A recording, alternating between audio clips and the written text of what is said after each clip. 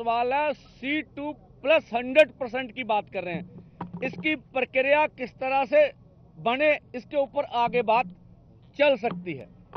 और दूसरी, किसान मजदूर का कर्ज खत्म करना, सरकार ये बोल रही है, इसके बारे में आकलन करना पड़ेगा।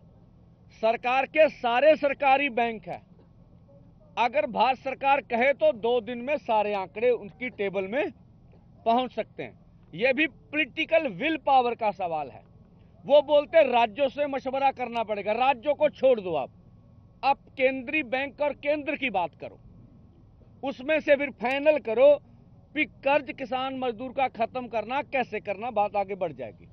तो मैंने जो आपके समक्ष बातें रखी, मुझे बार बार आप सवाल करते हैं कि इसका हल क्या होगा, तो ये हल के रूप में हम आगे बढ़े। बाकी सब मांगे महत्वपूर्ण है, उनके बारे में विचार करके मांग मना के आगे चला जा सकता है। जो खेती संकट को हल करने की बात है, अब खेती किस तरह से प्रफुल्लित हो भारतवर्ष में, असल किसानों का किस तरह से भला हो, ये बात इस तरह से हो सकती है। जहां तक ये कहा जा रहा है कि इससे महंगाई बढ़ जाएगी।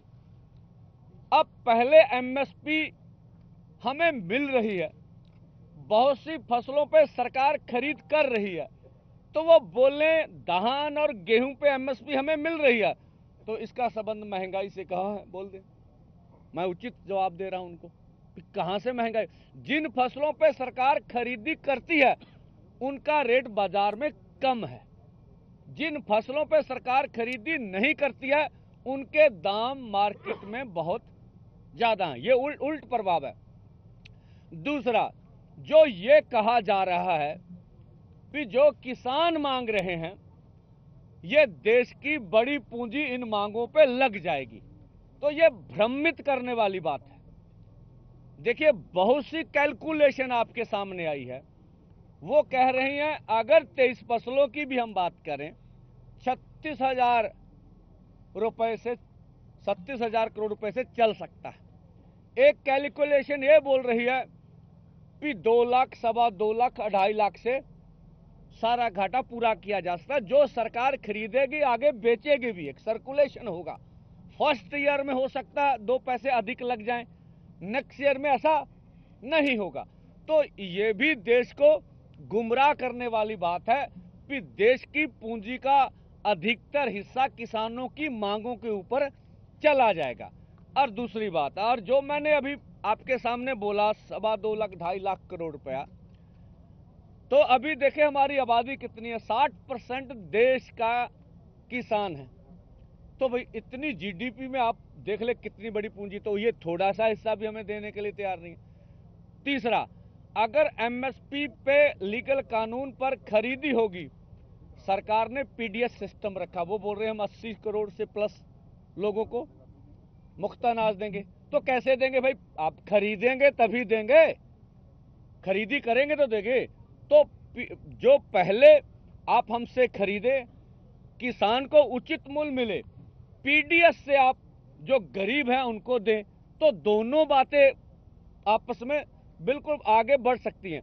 आप तो तेल बीज दालें विदेशों से मंगा रहे हैं, किस लिए मंगा रहे हैं भाई, हम पैदा करने के लिए तैयार है, इसलिए बाहर से भी हमें एमएसपी पे खरीदी नहीं होती, तो हम इधर बढ़ नहीं रहे।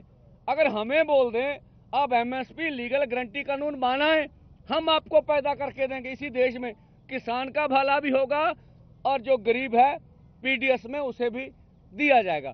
तो जो अभी पूरे दुनिया भर में सवाल निकल के आए केंद्र की ओर से, हमने आज की पीसी में उनका जवाब देने की बात कर रहे हैं। आगे बात डलीवाल साहब बोलेंगे। देखिए, पंधेर साहब ने मोटी मोटी बात आप सबके सामने रख दी है, लेकिन इसमें थोड़ी थोड़ी बात मैं ऐड ऑन करना चाह रहा हूँ।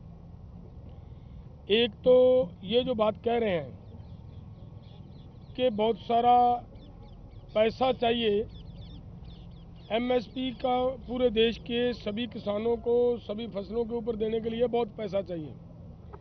अगर इसमें थोड़ा ध्यान करें दें हम, जैसे हमारे भाई साहब ने